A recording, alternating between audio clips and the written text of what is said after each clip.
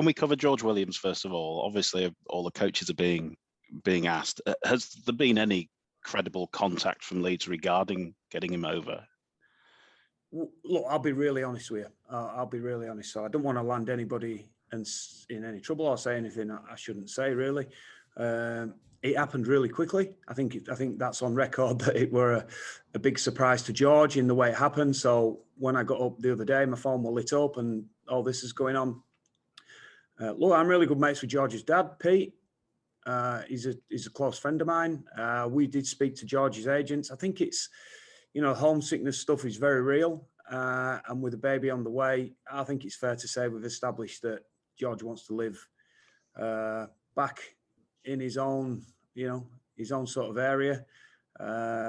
We seriously did inquire whether would be an option, but I think the fact that he wants to settle back in the Northwest, I don't think I'm sort of divulging too many secrets here. So we think that pretty much rules us out of signing him long term. We got the sort of feedback that, look, it's not certainly not the club or anything like that, but he just simply wants to settle in the Northwest. So I would suggest at this stage that would rule us out, although things change. We've said, look, we would be prepared to speak to George and look at an offer, but at this stage I think it's unrealistic to think that we're going to be in the running, because I think he's going to resettle back in the Northwest, guys. So that's all we sort of know at this point. I think there's a lot going on. I'm not sure. I'm not sure where it's all at this moment in time, but I think his leaving Canberra has still got to get sorted out first. Have you been given any indication what he might be doing for the rest of this season? No, I think it's all still to be sorted out, James. I think he's got to work through some things with Canberra yet before they make any sort of decisions on that. But I say we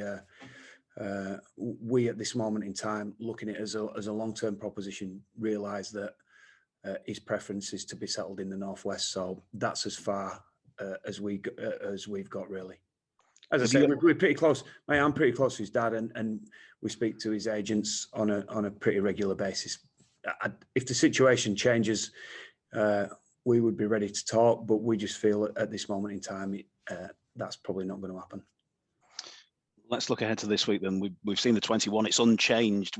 Are you pondering any possible sort of personnel or positional changes within the 17? No, not really. I think we spoke after the game last week, and we're very much of a mind still that we think we're doing plenty right. I thought defensively we had a very, very good performance with a couple of buts in there, except this and but that, and we had some very, very costly individual errors which we talked about last week.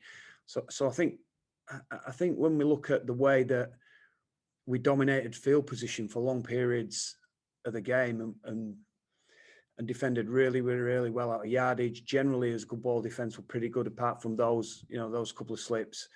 We don't think we've too much to fix up in that, James. Clearly, we've had a lot of good ball over the last 2 weeks and not posted enough points. As we said last week, mate, we felt we got to chances, and by that, I'm not just talking about Tommy Briscoe not grounding the ball or the disallowed try from the kicks. We felt we got to some areas where we have got them exactly where we want them, in our execution and pass selection wasn't right and wasn't good enough. We got to improve that, mate. We get in the field position, we get into the areas where we think we've got the numbers, the way that we put it away or tried to put it away, and pass selection and execution on the end of some of that stuff, plain and simply needs to improve. We come away from that game thinking, we could and should have won that game. So from an effort perspective, good, but from an execution and delivery perspective, too many errors and too many wrong selections, and that's what we got to work on, James. Hull KR apart, we've been in very, very close games, and we've not been able to ice the big moments. So when we talk about, I guess, the long game and the short game, some of the bigger picture stuff we feel that we get in there, but being able to ice those moments and make those plays we need to play, we've just made too many mistakes in those areas of the game at this moment. So we've got to try and fix up that, mate, and that's very much down to us. So how do you address that right side defensive issue that has been a sort of a continuing problem, hasn't it? Well, I'd suggest they're going to get some traffic this weekend. I think it's fair to say that the answers lie within. Positive practice, work on, keep working on our mistakes, which we are doing, and some individuals have got to come up with better answers than what they're coming up with at this moment in time. We haven't got too much of ability to move the team around at this moment in time. So as I said, the answers lie within, and for us to create the system and the belief and help the individuals along the way to come up with making better decisions on there. And I think we can do that, James. I think we've got some good players in those spots. I think at the moment we're just a little bit off colour. But perseverance and hard work, mate. So other than traffic down that side, what else do you think you'll get from Cass this week? Well, they've got some key individuals. Paul McShane's a player that's been very central to what they've done for a long time. Very clever and smart individual. It's a great place to go and play, is the jungle. And I think they know how to play the pitch really well. They're very effective on the home pitch. So we definitely see the threats coming from people like Paul and Jake Truman. They're guys that's going to have their hands on the ball the majority of time when Castleford are attacking. It'll be the first time, obviously, with the crowds coming back, that your players will find themselves in front of a more partisan crowd. Do you have to factor in the atmosphere at Cass? No, not really. I think you embrace it. I think Cass is a great place to go and play. The crowd right on top of you. You've mentioned it yourself. The word you used is partisan. I think you just got to go and embrace that. And I think it's always a really enjoyable experience, throwing that it's a derby, throwing that it's two teams that are very desperate to get the points, given our respective seasons and where they've gone in the last couple of weeks with the semi-final coming up. So I think for us, I want our guys to go and walk into it, embrace it, and take it on. You've been in situations where you've had a game ahead of a semi-final. Could Cass maybe be a little bit distracted ahead of what's to come next week? You'd have to ask Cass, mate. I'm not sure.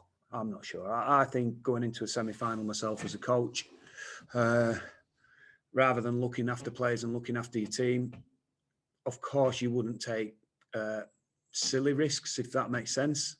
You wouldn't put anybody in danger of carrying something that could make it worse. But what I would say is you want to go into the semi-final on the back of a strong performance. You don't want to go in searching and scratching for form. That is my view on it. That's, I think that's a question for Darryl, really. Just finally for me, Rich, I think it was a few weeks ago now, you mentioned Harry Newman possibly earmarking the Saints game, which I think might be your next game after the Challenge Cup break. Yep. Is that still a possibility that he could come back for that? No, he had a scan this week and he's still got some more healing to do, which is frustrating for him.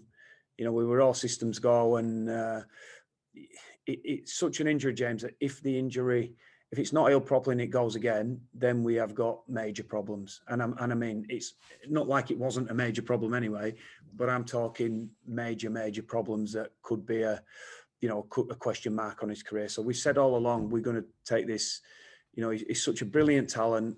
He's working so hard. He's so young with so much of his career in front of him. The speeding of the healing, again, probably just hasn't gone as it went early doors. It healed really well, really quickly, and then it's just tapered off a little bit. So, he had a bit of a setback and some disappointment, but that's purely in time. It's not that there's any complications with the injury. Absolutely not. It's just been pretty much the speed in which the bone is healing and knitting together, and it's not healed as quickly as the early parts. So again, the next scan he's got is 6 week time, so we'll have to wait another 6 weeks rather than another, I think, 3 what we're at this moment. But look, we accept that, and as I say, it's been such a big traumatic injury, and if it does come back too early and it goes again, then we've got some major issues. So no, we'll be disappointed in the short term, but for Harry, we've always said all along, it's very much the bigger picture and the 10 years he's got in front of him after this. Just on the Williams front, how how hard is it? You're obviously in the market for a halfback now. There's so many spinning plates. When a player like this comes up and everyone else is spinning plates, how hard is it to keep on top of the market and knowing when and who you could move for at the right times and stuff like that? Well, I like to think we were on top of it, but what you've got to factor in, Matt, too, is the market's happening at different times. So George has been a very much reactive one. That's absolutely come from left field out of the blue. I think everybody would aware it's been very well publicised and documented that George were looking for a release at the end of the year. It probably no one were too sure whether that would be forthcoming from Canberra. So there were a great deal of uncertainty around that. Even though it happened really quickly, it's fair to say that we have known for a while that George's preference and desire is to remain in the Northwest. So it isn't like it's come as a shock because all of a sudden he's getting released. And of course, we asked the question, given what we feel is our standing as a club and George's standing as a player. But at the same time, Matt, it's not something that we're going to pursue if they know where we are if the situation changes. But if that's George's desire, we fully understand and respect that given his personal circumstances. In terms of the market is probably happening now in this country and has been happening for a while. It happens earlier and earlier. And I would say that is because of our respective seasons. I would also say that is because there is probably the talent pool and there's a dearth of players on the open market at this point, particularly very high quality ones. I think there's a little bit of movement at this moment in time. So the market's happening now here, but if we speak to NRL clubs at the moment about players, generally the answer we get in is it's still 4 to 6 weeks away before they start making major decisions on their squad, as is generally always the case in the NRL, because they are very stringent with a salary cap and there's always plenty of moving parts. I think that market, if it's 4 to 6 weeks before major decisions will be made, that market will continue to happen and move over the coming months after that as well. So we have got, we are in the market for a half. We are probably speaking to agents and players. We spoke directly to some players too. For me to put a timescale in it for you, I think is difficult because sometimes the players' timescales are different to their own club's timescales and to our timescales too. So we are heavily, how shall I say, in and talking to some, to 2 or 3 players about joining us next year. Just how many we land or whether we manage to get the initial targets, we don't know. But things always move and occur, mate. As we saw last year, grabbing Zane as we grabbed him, pretty late on in the market, I guess. And just quickly, just Cameron Smith, how's he getting on with his hammy? Yeah, good, but not too far away, mate. Not too far away. I think it were an 8-week injury. We were about 5 or 6 weeks, I think, mate. So he's on track and on schedule. I'm trying to think anybody else in that bunch of injured players we've got. I think Tommy Holroyd is the next one back too. So we're all looking forward to seeing Tommy play, mate.